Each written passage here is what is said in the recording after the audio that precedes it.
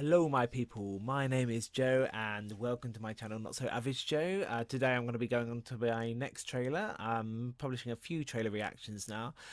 This one is going to be for a film that I really wanted to see during Fright Fest in London. I managed to miss it somehow, but it's expensive for a ticket and I can't buy tickets for everything or I'll be bankrupt if I did that.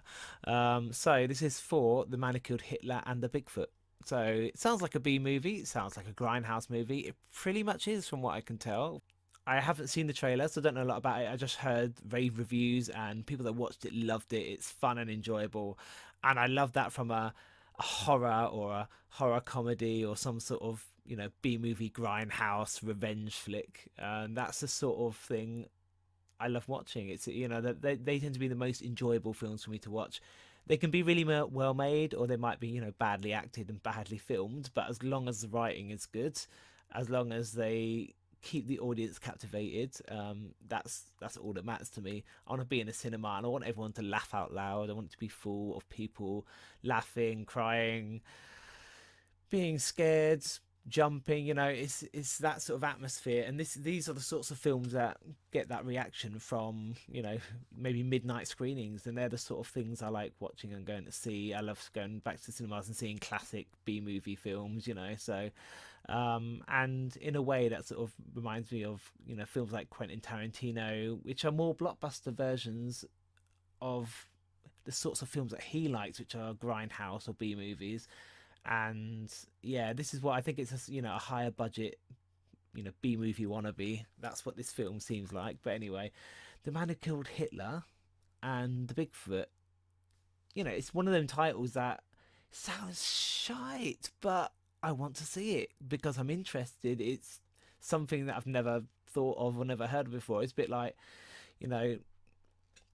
Werewolf Women of the SS, which is like a short film trailer during Grindhouse, Quentin Tarantino's and Robert Rodriguez's Grindhouse, and it's a sort of title that gets you gets you in the heart and makes you want to go and see that straight away, on DVD or at the cinema if it ever comes out. And no matter how bad the film is, it's just one that you'll remember, and it's a title you remember. And so because it's one of them titles that sticks in your brain, you're not going to forget it in a while. And like I said, I've heard rave reviews, I've heard people really enjoyed watching this. So let's get on with the trailer and I'll let you know what I think afterwards.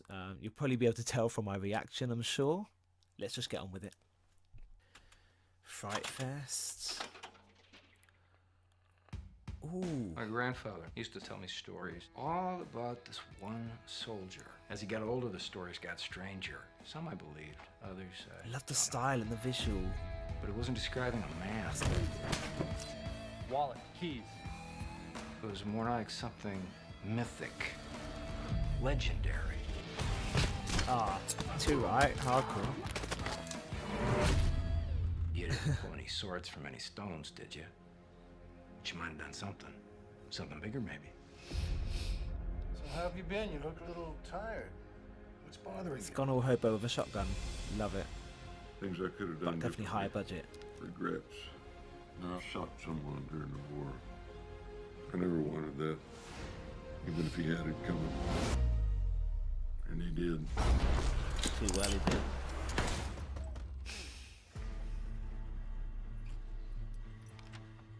You've heard about the killings up north? What's the FBI have to do with it? Imagine all our worst fears about influenza, inhumans, bovines. This is not what I was expecting at all. Of it coming true to life, only worse. It's the Bigfoot, Ed. Illuminated killer. It's the carrier of this plague type thing. Well, that's no good.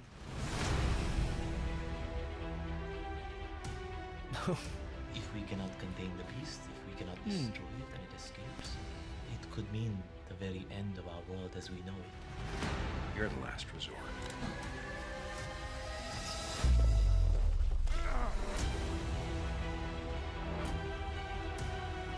I didn't even recognise Aidan Turner there.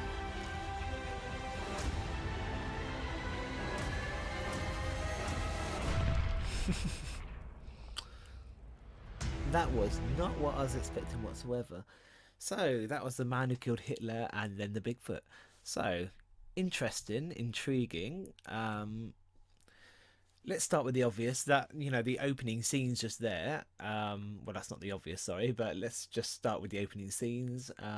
Visually, quite beautiful looking, to be honest with you. It's definitely higher budget. It's not what I expected. I expected it to be lower quality than it actually was. And it's got some good acting talent in there. Again, I was expecting to pretty much see actors that I've never heard of before, but that's not the case. So, you know, there's elements of Rambo in there. There's elements of, goodness me, Planet Terror. There were scenes, the Hitler-esque scenes in there. The scenes clearly set during World War II and during, you know, Hitler's reign reminded me of Inglourious Bastards. So, like I was bringing up Quentin Tarantino before, yeah, it does remind me of a Quentin Tarantino film, the sort of film we would make, although a bit more serious. I was expecting more humour in there, and it does seem a lot more serious than I could ever imagine it would be with a title like that.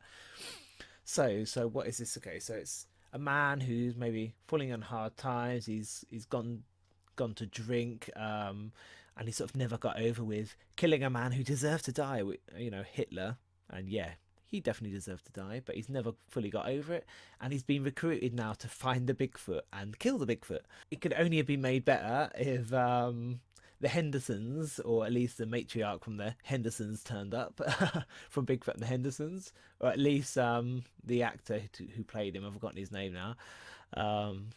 That would be just an interesting thing. I grew up with that film. It's such a rubbish film, but it's so enjoyable. It's one of them childhood guilty pleasures. You know, I love that film. Anyway, yeah, not what I was expecting at all. And higher budget and some good acting talent. It's definitely one to watch. And like I said, you know, people gave it rave reviews, and it's not probably not going to be out in many cinemas. I don't expect it to be a wide release in the UK, but I will definitely keep track of that and keep an eye on it and make sure that I get to see it, because it's one to watch, I'm sure. Visually, and the coloration of the shots in there looks very good. And yeah, that's gonna be a guilty pleasure for me this year, I think. So yeah, look forward to it. Thank you for watching the video. And if you've got any more suggestions of trailers you might want me to react to, just let me know, and I'm sure I will. There's a lot of trailers I haven't reacted to, and a lot of trailers I haven't seen, and a lot of trailers that I don't plan on reacting to, but if enough people want me to react to something, I will. So yeah, thank you for watching. Make sure you like and subscribe, and comment on the videos below, like I was saying, if you've got any issues or any suggestions or any comments you want to make. I'll make sure I reply. I've got more trailers coming up, so keep posted. So in a week and a few days time, I'm going to be starting my reactions and my live gameplay for Resident Evil 2, the re-release, so I can't wait for that as well. I'll keep you posted. So thank you for watching the video. I hope you enjoyed it. Keep watching.